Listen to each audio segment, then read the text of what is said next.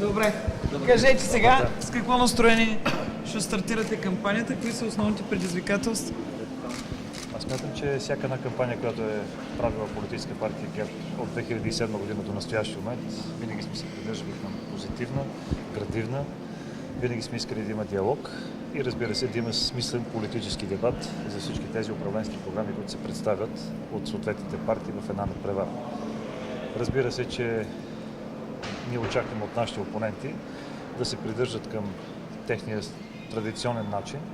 Това е компромати, дискредитиране на опонента, бягане от политически смислен дебат, за да може действително да се постигат ниски избирателни нива на гласоподаватели и да могат контролирания вод и купения вод да бъдат водещи при определянето на местата в българския парламент.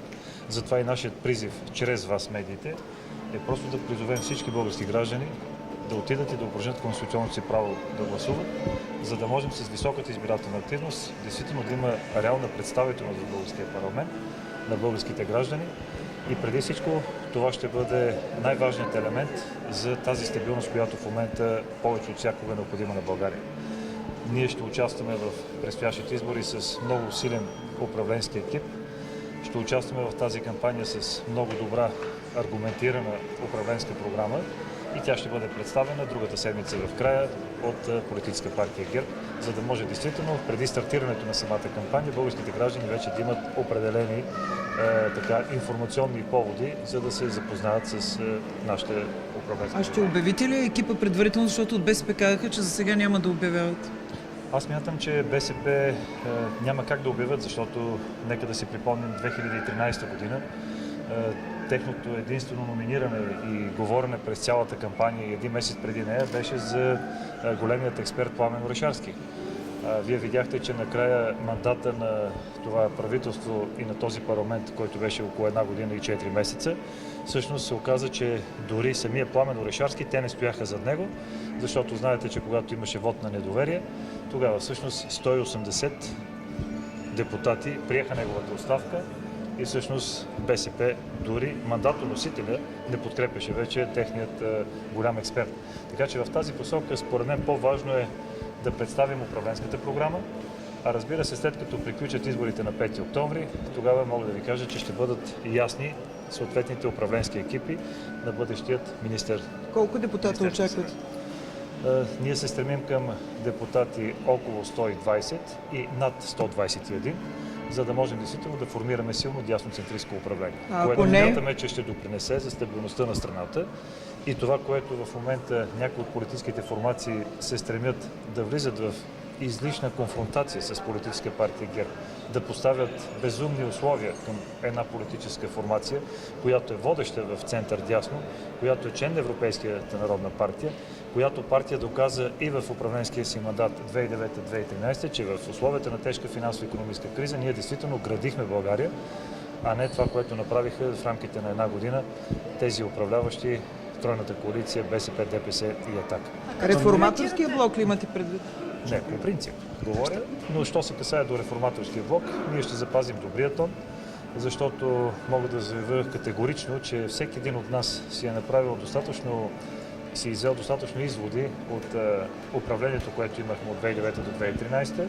Партията вече натрупа сериозен капацитет и смятам, че и дори тези форуми, които правим постоянно, ние може би сме единствената политическа формация, която има реален политически живот. Самия факт, че за 7-ми пореден път ще направим Академия на младежи ГЕРБ, означава, че политическа партия ГЕРБ е последователна в политиката си, както като отношение към младите хора, така също и за подготовката на такъв административен капацитет, който да може да бъде използван във времето, както в кампания, така също и в управление на политическа на държавата. Мнението ви за работа на сегашното правителство, тъй като господин Борисов явно е доволен от всичко, което се случва? Аз мога да кажа, че ако направим съпоставка между правителството на Пламен Орешарски и правителството на професор Близнашки, аз смятам, че всеки български гражданин е удовлетворен от това, което се прави. На първо място, че си замина правителството, което съсипа държавата, което доведе държавата до пълна разруха, а ние в момента се нуждаем от един много важен преход, който е доста кратък от порядъка на 2 месеца и половина, защото знаете, че служебното правителство е натоварено с най-голямата отговорност да може да осъществи най-важната си цел. А това е провеждането на прозрачни, предсрочни парламентарни избори, честни. И ако направим една съпоставка с европейските избори, вие ще видите, че дори правителството на Пламен Орешарски не успя да направи честни и прозрачни изборите за европейския вот. Защото това бяха изборите, в които имаше най-голямо купуване на гласове през всичките тези 25 години демокрация. И аз съм убеден, че професор Близнашки, като гарант за честните и прозрачни избори, няма да допусне това да се случи. Как ще коментирате думите на Мирела Атанасов от сутринта, чрез фиктивни сигнали до ДАН са подслушвани опоненти на правителството на Орешарски? Това е...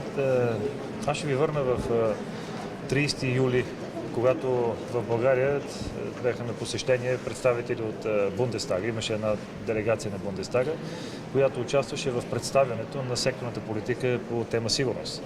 И тогава много добре всички знаете, че изказването на един от депутатите от Бундестага сравни политиката на Пламен Орешарски, законодателната промяна в сектора за сигурност с Третия райх.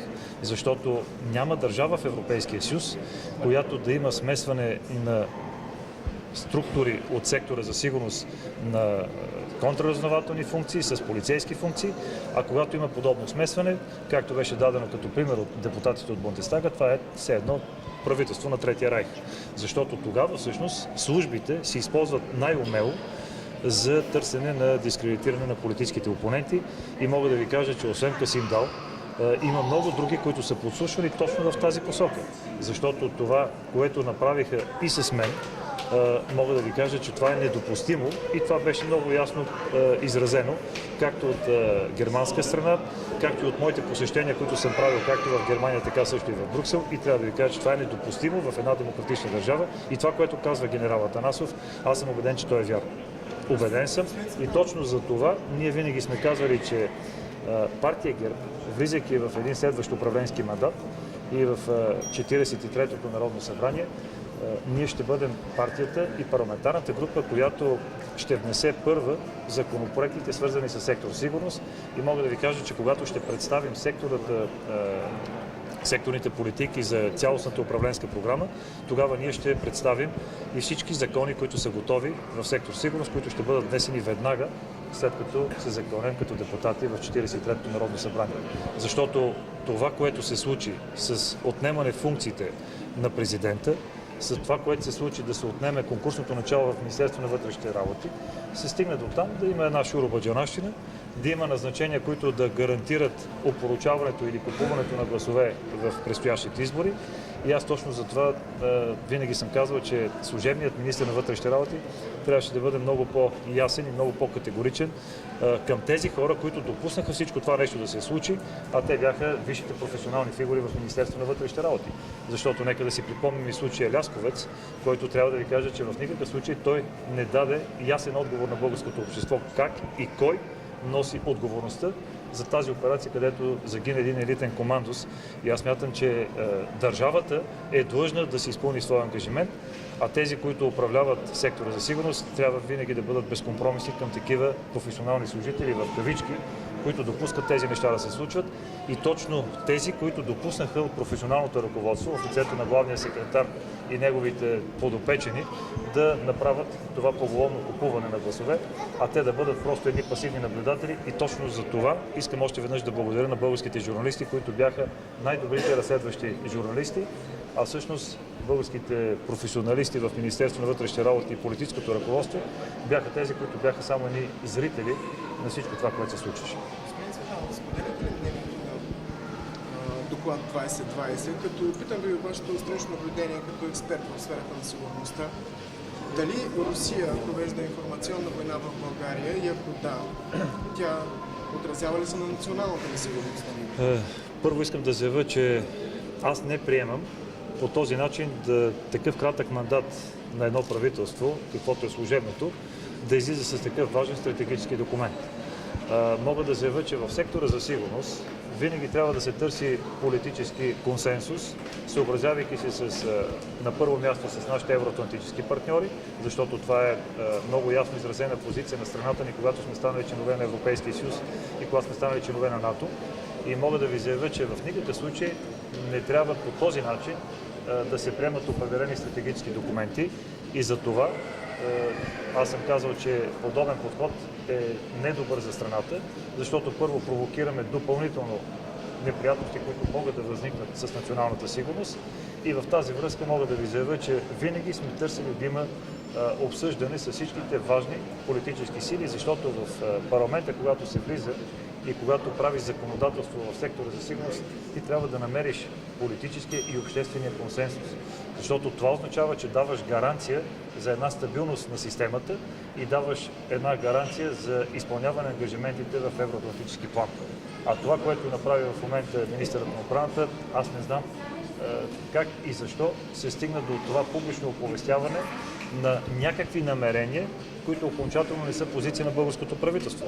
Защото ние в момента коментираме един документ, който, доколкото знам, премиерът Близнашки го е върнал за обсъждане и за търсене на обсъждане в средите на политическите формации, които ще бъдат водещи и ще бъдат основополагащи в граденето на тази стабилност в страната. А според вас трябваше ли да има обща позиция при липса на парламент президента да свика консултации с политическите сили за срещата на върха в Уелс на НАТО? Разбира се, че винаги президентът е бил активен в сектора за сигурност и това, което в момента мога да заявя категорично е, че президентът можеше да направи подобни политически консултации, но за мен по-важното е, че ние коментираме в момента документ, който не е официално приет от българското правителство и затова надали всички ние, които тук днес трябва да коментираме, сме се запознали в детайли, защото представете си, че две изречения от този доклад, който може да бъде 40 или 50 страници, всъщност ние правим в момента една интерпретация на това, което